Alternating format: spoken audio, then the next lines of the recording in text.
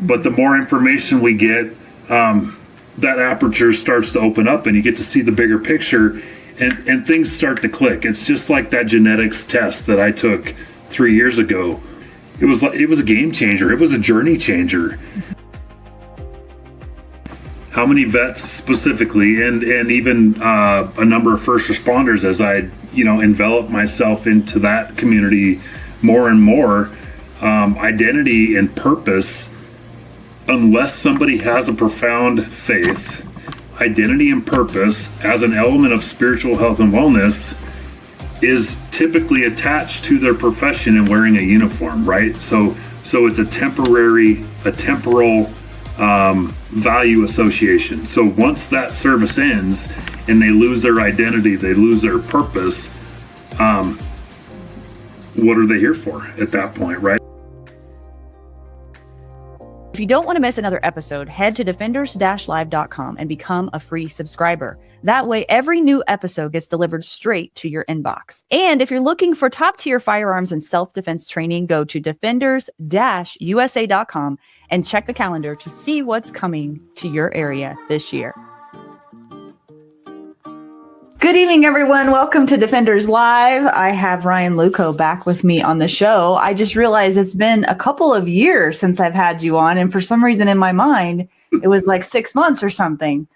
So, Ryan, there's so much that the audience needs to know about you backstory-wise in order to understand where we're going with the conversation, because we're going to be talking about health and wellness and a lot of things maybe that aren't on people's radars as far as the way that we can take care of ourselves. And I really would like you to focus at first on your backstory, because you haven't always been this guy that I see in front of me right now.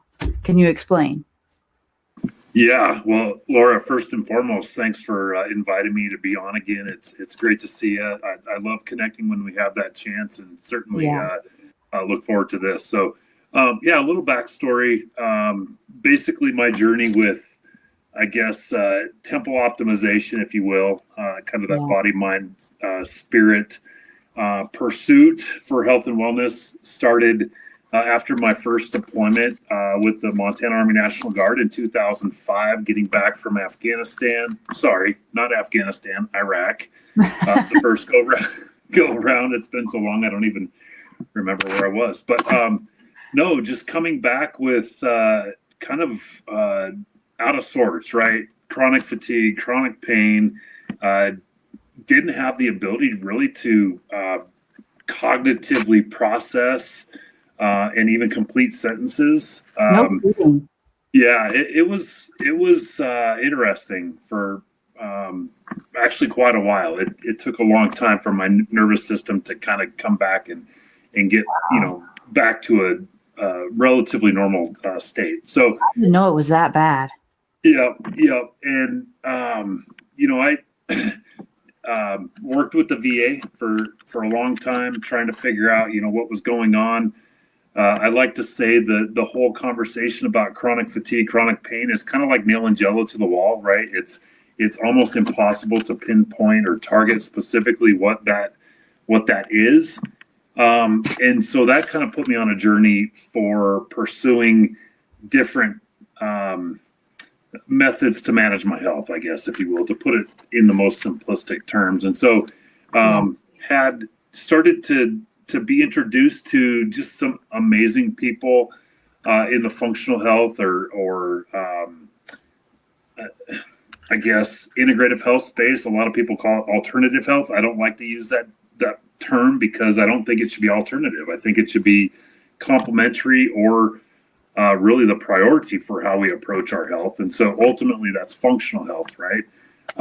Getting to the root cause of things. So that introduced me or started introducing me to a really diverse group of people that had ways to manage health that I knew nothing about, right? It was biofeedback or hyperbaric chamber therapy, or eventually it was sensory deprivation. So all of these really techniques and methods to manage health were foreign, but I started really looking into what those what those methods could do and how they could help, me individually. But ultimately, that put me on a journey to incorporating them into the work that I was doing professionally, right? So eventually, they became a part of an integrative health service partner network through Impact Montana, which was an organization that I founded and built out to a fairly strong degree, helping other vets and now first responders and their families here in Montana. So that's kind of the nutshell version of things, and it can get obviously a lot deeper than that, but there's a little bit of the story there for you. I want to hear the story too about the faith journey that you went on throughout all of that, because I think that is also an important element that's not talked about a lot. Yes. Well, that's a whole large can that you're opening up, Laura. But so I like to do that. That's what I do. Yes, it is what you do, and you do it very well. So what I recognize is the way that health was being managed, not only by mainstream medicine. Really, it was primarily mainstream medicine, right? It was through a specific lens, and it didn't necessarily correlate with kind of a faith approach, right? So when I say that, I mean, okay, how can nutrition serve as medicine, right? That should be the first conversation that we're having about getting to the root cause of issues is, what are you putting in your body, right? How are you managing your nervous system? So what I recognized in that journey of trying to figure out how to manage my health was that the way it was being managed didn't align with, I guess, my belief system, my faith, right? And what God put on this earth for us to be able to be healthy with nutrition as medicine, right? Sunlight exposure, whether it's first thing in the morning or late at night, has amazing health benefits. But no one talks about that stuff, right? Grounding, walking barefoot on natural surfaces, right? All of those things have the ability to help us manage inflammation, our nervous system, breath work, right? Oxygen, how valuable oxygen is for us, and in slowing down and breathing and doing things deliberately, right? So instead of the Western medicine approach and just figuring out, maybe what prescription medication might work, functional health looks at things through not necessarily a faith-based lens, but it goes to the root cause of where someone's challenge might be stemming from. So that journey just started to be more profoundly faith related, if that makes sense. So body, mind, and soul all in one, being the focus, and something as simple as managing rest or sleep, incorporating physical activity, the triad wellness, along with nutrition. Just those three things simplistically can help us optimize our tempo and function at a high level. But those things aren't necessarily promoted and highlighted, or they haven't in the past. Let's put it that way. I think now they are starting to get more merit, and there is some, progression towards going back to the way we used to manage those things, right? Yeah, I totally agree. And I can relate to honestly poo-pooing a lot of that simplistic stuff. It's like, that doesn't work, right. But it actually does. And I'm living proof of it. And that's thanks to you talking to me and showing me things that I didn't know before. I have my own journey that has been somewhat of an offshoot of yours, because you and I got connected a couple of years ago, and I was early on my journey, and you're way further ahead than I am. And I learned some things from you that I'm very, very grateful for. And I appreciated that you didn't overlook the faith component of of what you were talking about. And the reason I say that is because and some of you may already know this, but I'm just going to say it for those that haven't heard it. Last winter, I had one of the worst winters I've ever had. And part of the reason for that, it was multiple layers of things, as that's how most things go downhill. It's not just one thing, but many. I came off of a competition season without any real goals afterwards. So I didn't have any real clear direction. I went into the holiday season with not much of a plan in action or in mind. And I sort of just kind of allowed myself to slide back into old habits, really. And when I say old habits, I mean, I took a couple of weeks off of working out around the holiday season, and then I just let myself pretty much eat whatever I wanted to for those 2 weeks, thinking I can handle that. You know, I've managed my nutrition for a good while now. It's not going to affect me. I'll just bounce right back. And that's not what happened. In fact, I went into like a self-experiment mode where I got up at 4:30 in the morning for 6 weeks straight to work out, because I started a new job. And I thought that if I managed my workouts early in the morning and got all that out of the way before I started my 8 o'clock job, that would be good for me. I wasn't doing it because I wanted to be Jocko, although, you know, there was a component of that. I was like, could I do this?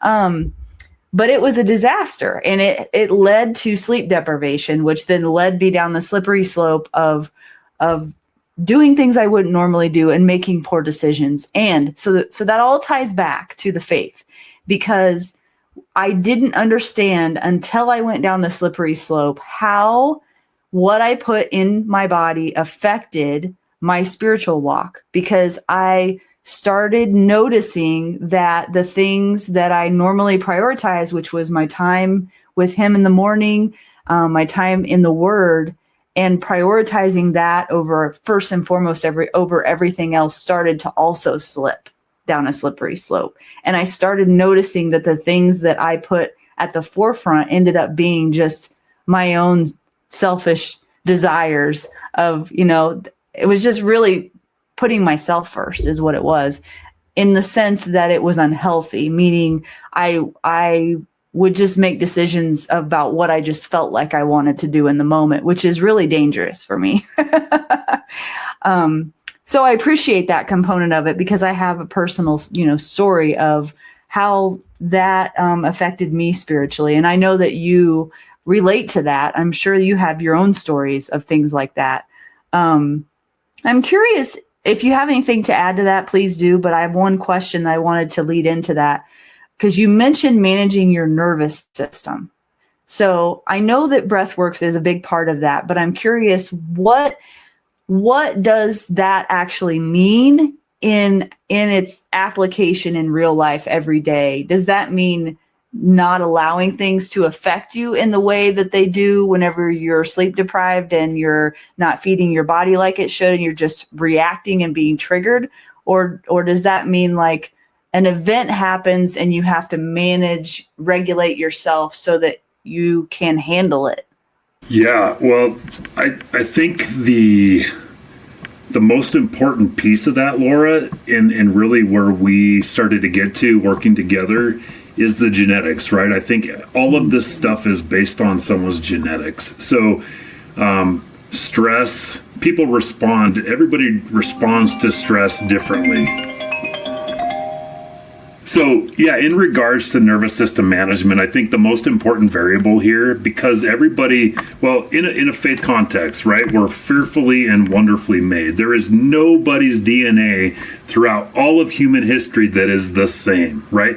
God created all of us genuinely unique. So we have to remember that is first and foremost the case. And praise God for that, right? Mm-hmm. However, it's really, I think, the nervous system management side is based on our DNA, right? There are, because of genetic mutations and variants and all the fun things regarding genetics, which I don't understand, but because of the combinations, there's literally millions of combinations that can be a result of our predisposition, genetic predisposition. So all that to say, you respond to stress way different than I do, and I don't respond to stress well. But it's genetics that ultimately affects how we are able to manage our nervous system. However, with that being said, I think through that functional health lens, that's the best way that we can proactively take ownership, whatever metaphor you want to use, in order to help us respond to stressful situations. So a lot of the work that I've done professionally is directly related to veterans, right? Current military. Now I'm starting to do some work with Impact Montana supporting law enforcement agencies. So a big part of our training that we're going to be supporting law enforcement agencies and first responder agencies with is related to nervous system management, right? So they're in the middle of their professional career. And so unfortunately, there's not a lot of education and training to help them prolong their career when it comes to managing their nervous system. And so what happens is that over the long term, this residual stress ends up being allostatic load. So it accumulates, right, and gets progressively worse and worse and worse. And then it gets to the point where it's like a volcano. That lava starts exploding out, and then somebody gets put on administrative or medical leave, and ultimately has to retire because of that inability to manage the stress related to their professional career, right? So that's a very long answer to the question, but nervous system management really, I think, boils down to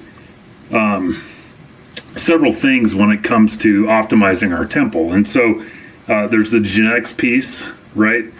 There's the what you're putting in your body piece, so our gut health and what we're feeding our body with. And we don't need to get into the weeds of this, but if somebody has that MTHFR gene mutation, it's very important when it comes to stress. It's very important that we're putting the right things in our body and avoiding things like folic acid and food dyes and all the things that our body's not able to process, because we won't be able to manage stress very well at all if that's the case for us. So there's the bio lab piece, blood work piece, gauging kind of on a regular basis where our B vitamin levels are, where our magnesium levels are, right? All of those important nutrients that our body needs to function according to our genetics is a very important part of that conversation. So I look at those two things as really the primary pieces that can help us manage the nervous system. And then kind of from there, it ripples out to, biohacking techniques. So the breath work, the, infrared saunas, all the things, sensory deprivation, all of those things have tremendous benefits when it comes to, nervous system management. But that's your long version of that response. So you not only did this for yourself, you did this for me too, because when I was struggling during that time I just described, I reached out to you, and that's when you encouraged me to take this genetic test. And then not only did you lead me down the path of helping me figure out like how to do it, then once I got the results back, you helped me to interpret those results. And so you actually, I don't know what to say, like if you call it certifications, or you have like real education around this, not only just yourself experimenting on yourself and helping yourself get better and helping others get better, but what's some of the education that you've done credential wise for this as well?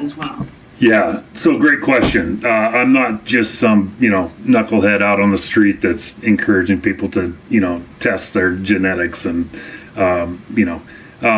so a year ago, so professionally, I had the experience informally coaching, mentoring through Impact Montana, which was tremendous.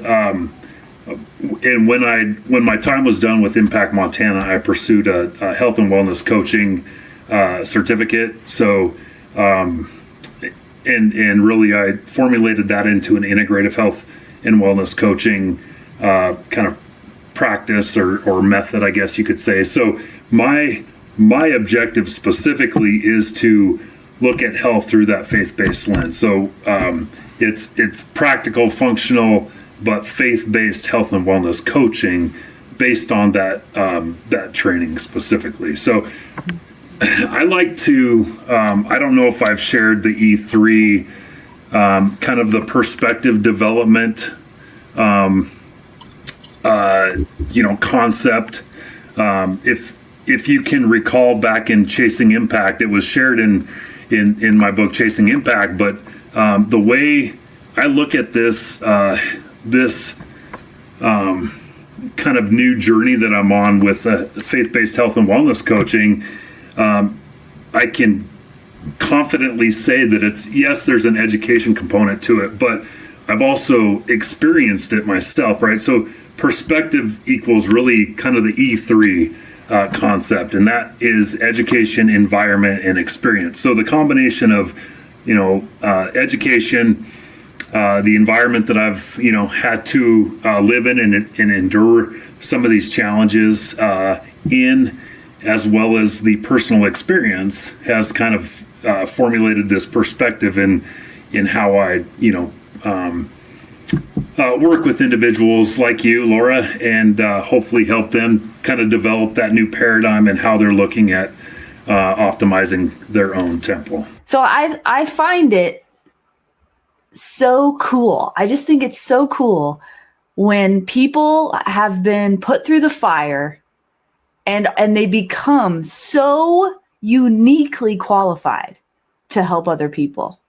And so I'm just curious if during this whole path that you've been on for over a decade now, I'm sure there were times where you could not see the forest for the trees and it was a dark, dark place, right? But I hope now that you've come out in the clearing a little bit and seen a light at the end of the tunnel, have you been able to look back and go, oh my gosh, he uniquely qualified me this whole time and put me through all these things on purpose? Because that's how I feel about my life. What are your thoughts?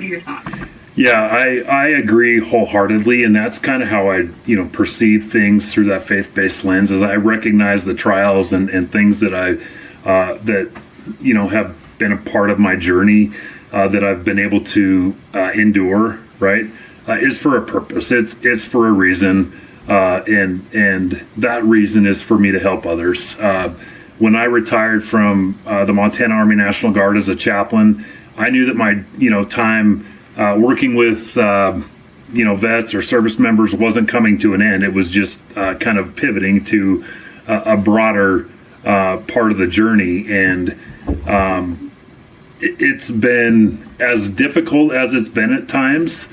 I recognize it wholeheartedly that it's a calling. If you're willing to share this with the audience, I wonder, what was the most difficult part of your journey, or what was the thing that really threw you for a loop and you were really off for a long time and lost or not sure what the path really was? And how did you get through that? Oh, man. The most difficult part of my journey, I think, Laura, was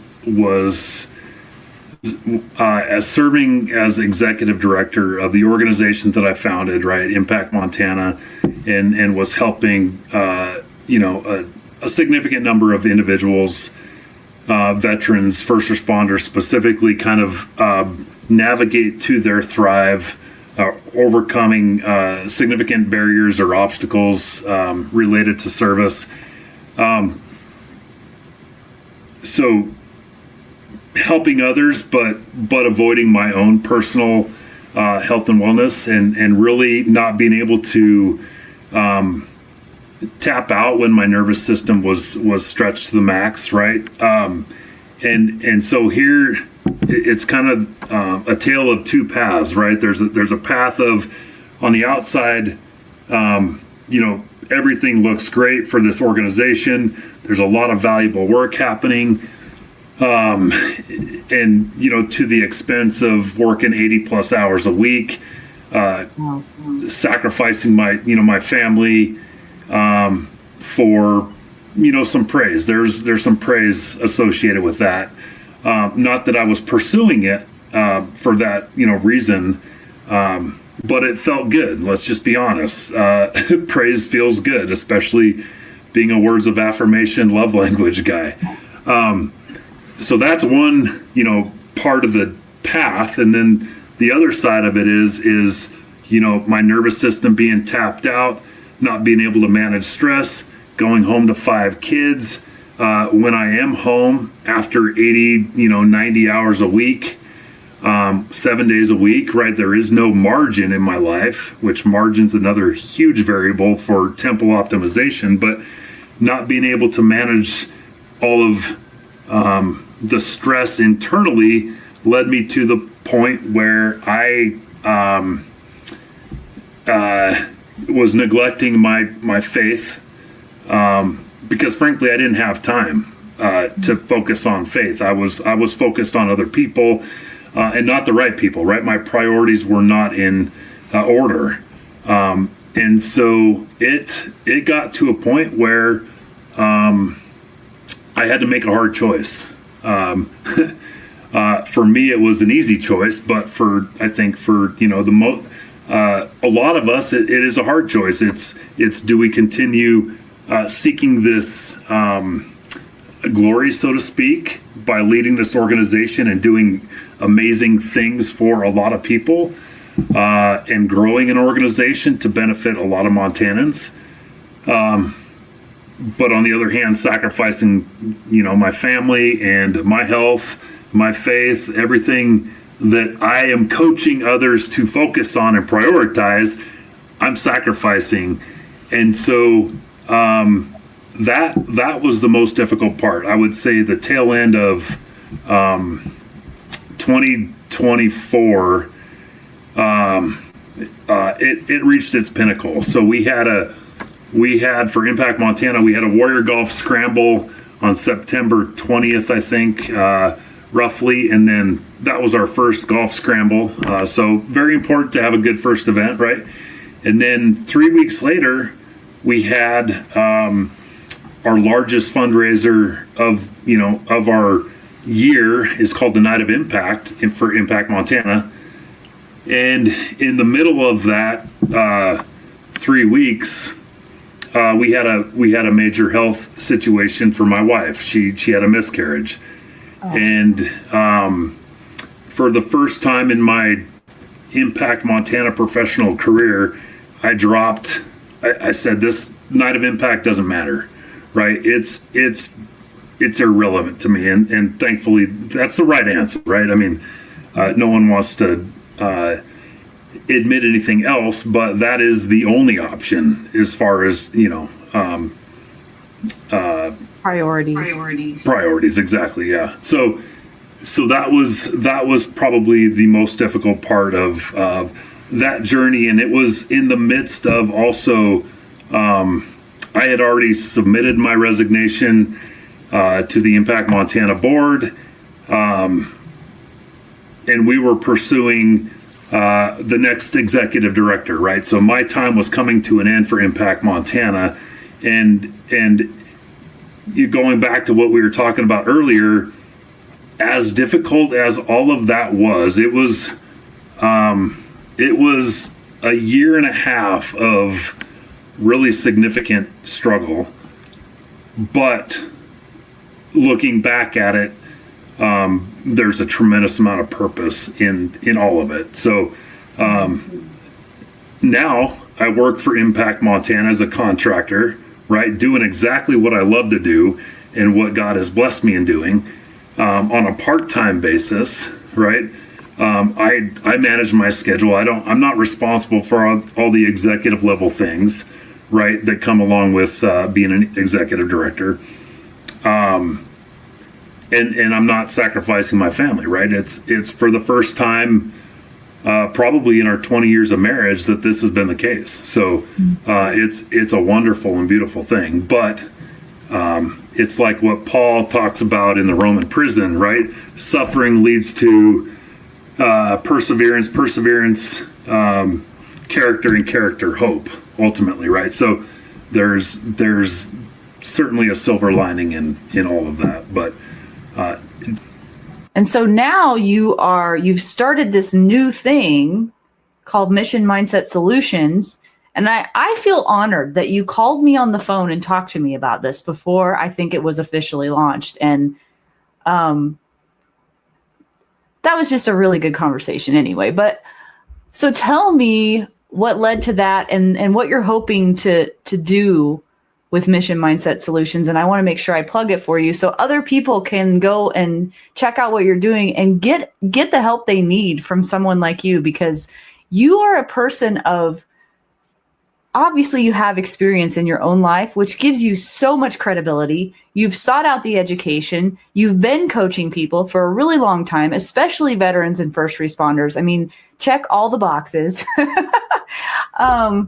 You just have so much to offer. And I just want people to know about you and seek you out for this kind of stuff, because you've really changed my life. I want you to be able to help others as well. Well, thank you. That means a lot, Laura. I have a tremendous amount of respect for the work that you do, and it was a no-brainer to pick up the phone and just check in with you. And I knew it goes back to faith, right? When I see something, whether it's social media or whatever that's happening with peers, and recognize there might be an opportunity to connect and just see what's going on, typically I follow my heart and do that. But yeah, so it's funny. I am kind of along the lines of faith, a very, I guess I would call myself a visionary, right? So I go back to what my original pursuit for college was. It was for architecture. So I had a desire to, become an architect. And what I've recognized so many years later is that it's the visionary piece. I like to visualize or cast this vision of something and then build it out, right? So I did that with Impact Montana. And I was very fortunate to lead that organization for a 4-year period, right? And learn so many amazing things. And so when my time came to an end there, I knew that the next part of the journey was honing some of the things that I'd created within the Impact Montana space and creating a pursuit, and I don't want to call it a business. I don't really like that way to describe it, but the desire is to work with people specifically in the faith community. People don't have to have Christian faith, but they need to know that that's the lens that I'm looking at things through, right? So there's a coaching piece. It's really threefold. There's a coaching piece, so one-on-one coaching or group coaching. There's a training piece, so the Mission Mindset training will, I hope to have that first iteration of that come this early fall, which you're on my list to be a part of that pilot training. So there's a training piece, which is probably an 8-hour, training. And then there is like a canned programming or static programming. So I've got a 40-day Mission Mindset journey that will be a part of that training. So once somebody goes through the training, they can then follow up with the 40-day Mission Mindset journey program. Or there's a 90-day Mission Mindset journey program, obviously, that's just a little bit longer. And part of that, it's got the 90-day program or version of it actually takes somebody through the entire New Testament in that 90 days. So there's everything that is a part of this has a body, mind, soul element to it. So all of those things in one, really, to affect our temple optimization is what it boils down to. If you've been listening to Defenders Live and something in you knows it's time to go deeper, not just in your training, but in your life, become a paid subscriber of Defenders Live. Each month we meet for a live group call, having real conversations about physical growth, emotional discipline, and spiritual strength. You'll be part of a growing community of people just like you, committed to becoming true defenders of life and of their families. This isn't about being perfect. It's about showing up, doing the work, and not doing it alone. So go to defenders-live.com and become a paid subscriber and take your next step toward becoming the kind of defender this world desperately needs. I am so excited to hear you talk about it. I am so excited to hear you talk about it because there's something inside me that just opens up when I hear you talk about it, because I think I have that same, it's not the same, but similar mission. We just go about it in different ways. And I think we both have the calling on our hearts to help people. I'll just speak for myself. I don't want to put words in your mouth, but for me, the journey that I've been on over the last 5 years, especially, but probably over the last decade, has been so transformational. Hold on.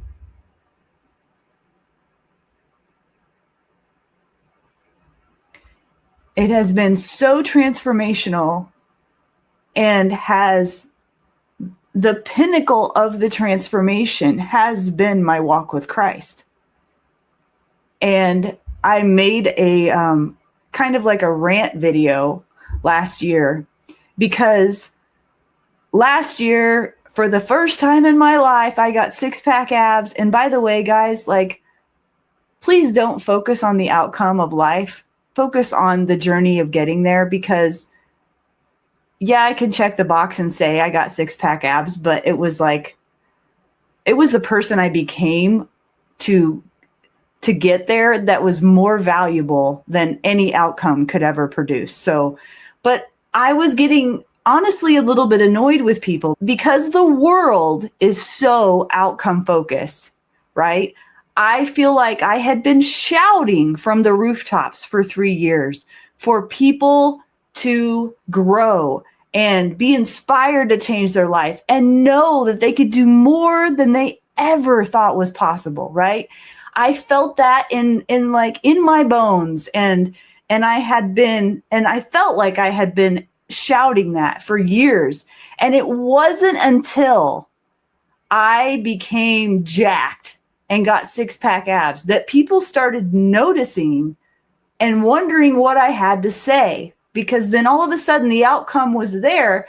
But the questions I got were things like, what exercises do you do? What ab workouts do you do? And I got really sad in my heart from that, because I felt like people were missing the point of what I was trying to say to them. What I was trying to say to them was, you should be more focused on what kind of person you need to become in order to get those outcomes as a byproduct of just who you are, who you transform into, who you become. And that's the piece that I was missing too. So I'm not getting down on people for that, but that was the part then that made me realize, like, it almost made me upset, because I was like, I've been on this journey for so long and nobody's been paying attention. And then suddenly I get abs, and then now everybody's interested in what I have to say. And that is not how the world should work. But unfortunately, it is how the world works. And like I said, I'm sure you're similar in the fact that, like, every single thing that you can say that I've done has not been me doing it. It has been me doing my part in a much bigger plan that I don't even know half the time what it is. But I know I'm willing, and I know that I'm getting better at listening to the Holy Spirit when he speaks to me.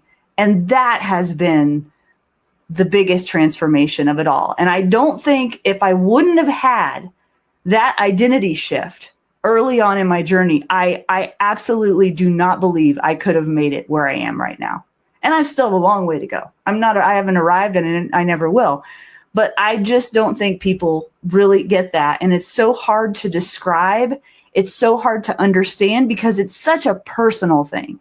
At least it felt like that for me. It was a personal relationship that I had to surrender and become humble, and be honest with my Creator in just saying, I give up all this control that I think I have. I cannot do this on my own, and please help me.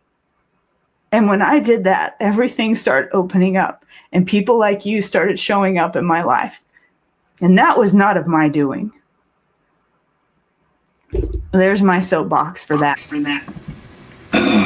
Laura, I don't think could have articulated that better. What you just explained is the difference from being transactional in how the majority of us live, right? That's what the world promotes.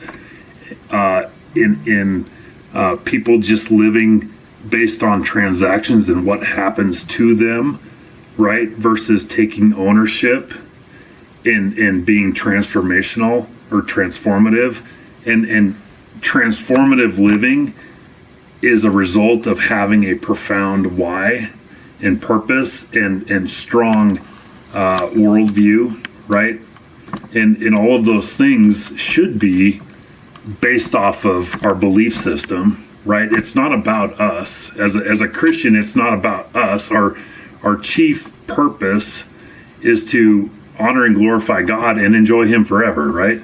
So if we look at life through that lens, so not only should we be doing things in a transformational fashion for our own growth, but we should be doing it to benefit others as well, right? And pointing people to the object of our faith. So what you just articulated so incredibly beautifully is really what I think the primary message for anybody watching this should be is take ownership and pursue that transformational way to live versus letting life happen to us and being transactional. So when you asked, what the kind of the highest point of my stress ever has been, ever. The reason that is because I didn't have ownership of my circumstances. I didn't have ownership of my priorities. I was living transactionally, trying to keep up with what was happening within an organization that was near and dear to my heart, but wrongly prioritized over my faith and my family, right? And so that message is so incredibly important to share. And so I thank you for being vulnerable and sharing that with everybody. It's the most important thing. It is the thing. It is the most important thing. And without it, it is just shallow. Everything is just shallow. And there's no reason or purpose behind it. And it is not sufficient. Like there's not, it's not everlasting. It's just fleeting, And so I think that when my identity shifted to being a child of God, instead of me just not even knowing who I am, honestly, it doesn't really matter what I do, Ryan. It doesn't matter if I get six-pack abs. It doesn't matter if I have a podcast or I don't have a podcast. It doesn't matter if I do the tactical games or I don't do the tactical games. I am a child of God. I'm not Laura, the Jack tactical games girl. Because what about when I turn 60 and I can't do that anymore, right? And isn't that a lot of what happens with veterans and first responders, in their struggles? Yes. What a great segue, because that's exactly what I was going to talk about. Is I can't tell you how many vets specifically, and even a number of first responders, as I envelop myself into that community more and more, identity and purpose, unless somebody has a profound faith, identity and purpose as an element of spiritual health and wellness is typically attached to their profession and wearing a uniform, right? So it's a temporal value association. So once that service ends and they lose their identity, they lose their purpose,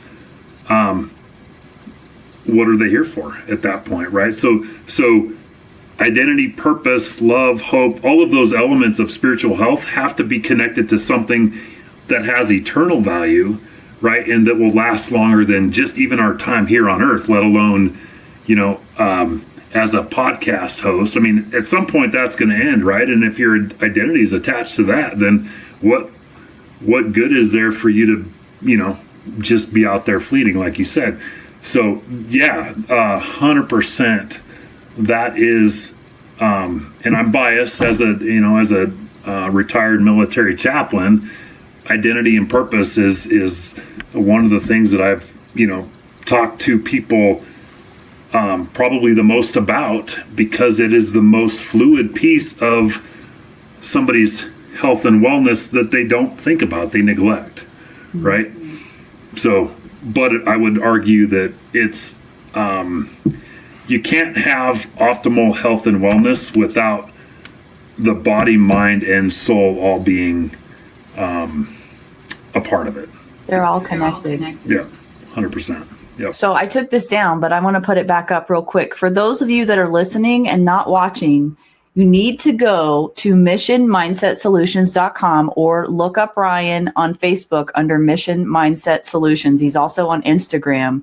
Reach out to him, because he is a person who has the biggest heart of service, one of the best that I've met, a genuine, authentic heart of service to others. And he has gone through so much and has learned so much along his journey that he can offer to others. If you have tried other things and you just don't know what else to do, or if you're just curious about something that we talked about that is new to you and you just want to pick his brain, he is just so gracious about those things. And so I hope that you guys go check that out, because I mean, the more people we can help, Ryan, to become more fully, completely who God made them to be in this world, then the better they can go out into their communities. The more families can generational curses can be broken. The more just individual people can live whole, happy lives again and not be living in misery. And I mean, how did we get so blessed to be able to be a part of this, right? It's amazing. Kind of along the lines of this entire conversation, what really resonates with me, Laura, and something that I have incorporated into the mission mindset kind of philosophy, and really taking, the idea of our hardships and challenges and the endurance that's associated with that. Here's something that I want to emphasize is, so the highest level of purpose is born through the convergence of pain, passion, and God-ordained spiritual gifts. This form of purpose will never be found in a title, never be found in an occupation or even financial position. It's found in our heart. So the idea that, a hardship should be thrown away and never looked back at is really not ultimately going to glorify, God, right? So we need to take those circumstances, whatever, and it could be something as difficult as childhood trauma, or it could be something as difficult as, military service. But regardless of what that is, it should be taken and used for God's glory. So God will bless, anybody that is able to honor that idea. I believe anyway. It seems to me that the pain and purpose piece of this is like, I could not give the glory to God. I could only give the glory to myself. If the pain was not so much at times that the only way that I could get through it is with him. Like, there are things that he has put me through that have just been so obvious that it was him, that it could not have been me. And if I hadn't experienced that, my faith would not have been strengthened. And so I can look back on those things with gratitude. And sometimes even in the moment, I can see that. I'm getting better. But that is a perspective that I think is like a muscle that should be developed. Would you agree? Yeah, 100%. It's part of the maturation process, right? Or what is known theologically as sanctification, right? It's our growth. And it's not easy to recognize it as a young believer. You just think of pain or hardships as something that's negative, but and just even trying to articulate that to my kids is recognize the value that's coming out of this, and that's hard to articulate to young minds. So yes, we're on the same page. We're always on the same page, Ryan. What are we missing? What is something you came here today to make sure you wanted to say to people that you have the opportunity to do right now and you don't want to miss?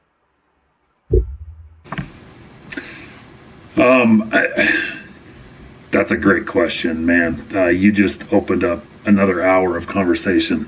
I'm here for it. Honestly, I think the foundational pieces of what we're talking about, so the body, mind, and soul, / temple optimization, has to be something that we own, right? So in the idea of spiritual development, it's being engaged in spiritual disciplines, right? It's going to church, being involved in fellowship, worship, Bible study, right? All of those things that help develop our soul, protection from the world and our own flesh, right? So we have to be intentional and deliberate in that spiritual development, but we also have to take ownership and be intentional and deliberate in how we develop our physical body, right? So I personally think that genetics and the information that we have at this point at our disposal, I mean, it costs money, right? Obviously, I mean, you had to pay for a genetic test, but the information that we can get just by understanding our genetic predisposition is probably the most valuable information I've ever been able to gain about me personally, right? And how God designed me in his own image, right? So we have to take ownership of that. We can take ownership of it by knowing our genetics. We can take ownership of it by knowing our biology, right? How our body is functioning at any given point in time. We can even take ownership of it by doing the things we talked about earlier, the grounding, right? Breath work, meditation, whatever those things are for somebody as an individual. I think first and foremost that has to be done. And then when it comes to our mind, same thing, taking ownership. What are we putting in our minds? Because just like what we're putting in our body, what we're feeding our minds is just as important. So taking ownership and not being reliant on other people to manage that for us is honoring and glorifying to God, I believe. So I think to answer that question full circle, it's taking domain over that body, mind, and soul to optimize our temple is probably the most valuable information that, that I can share or encourage somebody with. And that's really what Mission Mindset Solutions is set out to do. It's working, whether it's working individually with somebody that, can't get over a hurdle, or whether it's in the training and giving broad scope information to help, kind of open up that aperture, right? That's a phrase I like to use is that sight picture can be pretty small, but the more information we get, that aperture starts to open up and you get to see the bigger picture, and things start to click. It's just like that genetics test that I took 3 years ago.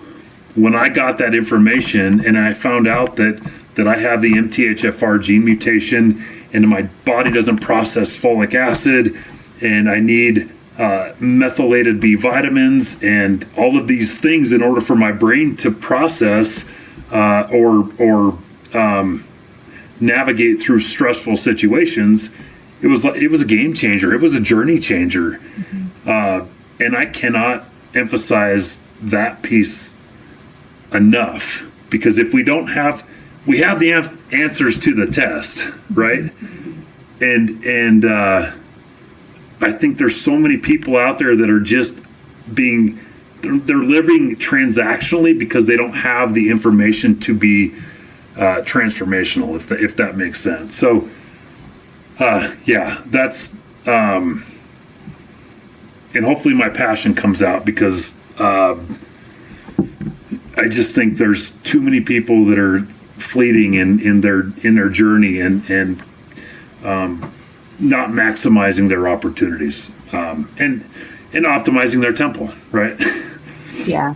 I look at that as like, I think there's too much suffering. There's so much suffering going on that sometimes is unnecessary. And if people just had at least a somewhat of a path to go towards, they don't have to have like all the answers right now, but at least if they just got in the right direction, that would be really helpful.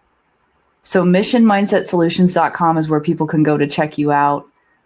You were saying that mind, body, and soul are connected, and you were talking about taking ownership of those things. That reminds me of taking every thought captive. But more importantly, the way that I see it, at least in my life, of that taking ownership experience feels like obedience to me. And when I do what I know I'm supposed to do, and I do what I say I'm going to do, it not only builds evidence for me, for my own character, my own integrity, I see it as building evidence of my faith, of of what I say I really believe in. I'm actually living that out. I'm not just saying it.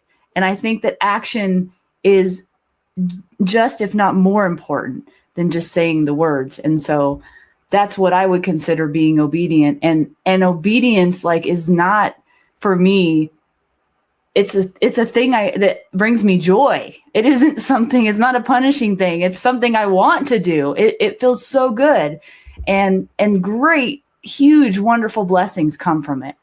But it's not easy. It's against my nature.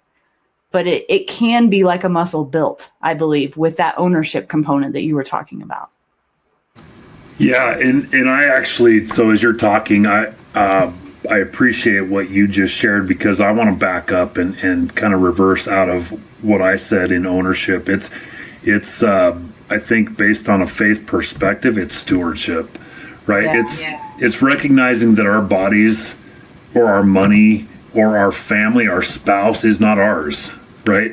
It's there are relationships to steward and manage for God's glory, right? And when that perspective shifts, and really, depending on who I'm talking to, I'll use ownership. But if I'm in a faith-based setting, or, a conversation like this, it's important to emphasize that it is stewardship, because that's our responsibility. Just like what you're talking about, obedience, stewardship is a part of that obedience. So, yeah, thank you for elaborating or sharing that. Yeah. I think that feels like a more accurate way of looking at it for me. And I think even more than obedience, stewardship hits the mark perfectly well. I think that's what I was trying to say too. So we got there. We eventually landed the plane. Well, here's the culminating thought is I don't think we can steward something that we don't have the information for, right? And I think that's key. If we have information, whether that's genetics information or if we have financial resources, then that's our responsibility to steward. But you can't steward something that you don't have. So that God hasn't blessed us with, and that's a important thing to remember too. So what's the bow on top of this gift that we're giving people or attempting to give people today? Well, man, you always have to throw out these difficult propositions or questions, don't you? I think the chaos of the world that we live in, it's like somebody shared it with me. It might have been our friend Lex. If I remember correctly, it might have been Lex, or it could have been somebody else. But essentially, the world is like a matrix, right? It's just this chaos and disorder, and I feel like us as Christians are protected from that chaos and disorder, right? And so the perspective that brings, in that we are fearfully and wonderfully made, allows us to recognize that even though our bodies may not respond to stress in a manner that we want them to, or our predisposition leads to something specifically, because of the fact that we are protected, we can see things eternally. We recognize that our hope is not in our health. Our hope is not in how we manage stress. Our hope is not in our professional career, right? We have a hope that's greater than any of that. It's eternal. And we're protected, right? We have the belt of truth, the breastplate of righteousness, the sword of the Spirit, right? All of those things, the helmet of salvation that can protect us from the things of the world. But what I've recognized in the faith community specifically is that I don't know that we steward all those things very well in a body, mind, and soul piece, right? There's a lot of spiritual development taking place, but I don't know that we're stewarding our health and our bodies and our minds any different than the world, right? And so that would be my encouragement to anybody listening that especially comes from a faith background and a biblical perspective, is that, look in the mirror and do some introspection and consider, is my body a temple? Am I stewarding my body in a way that honors and glorifies God? Am I stewarding my mind in that same fashion? Because I think we'll be convicted if that's not the case. So that would be my encouragement, is to look at all those things as being one and the same, and then put yourself on a path to make some changes if that's necessary. And so that would be my parting thought. I love how you just so delicately called people out. It was beautiful, Ryan. It was beautiful because you did it way better than I would have. You got to call Ryan. You got to get on missionmindsetsolutions.com. You got to look him up on Facebook and Instagram. Reach out to him. Ryan, you've been an absolute pleasure as always. I can see growth in you even just from the last time you were on the show. I can see it on you. I don't know what it is, but you're doing good things. Keep it up. I'm totally in your corner. Thank you, Laura. It's when it comes to social wellness, which we didn't even talk about, right? It's the body, mind, soul plus lifestyle side of things. But social wellness, I try to surround myself with people who are going to elevate, me personally, and you are certainly one of those people. So I appreciate your time and interest in re-engaging in this conversation and sharing your story and how our relationship has led to being beneficial for you. But I want to say you've also been beneficial to me, Laura. I certainly appreciate and admire you, and look forward to continuing these conversations in the future. Just the beginning, Ryan. Amen.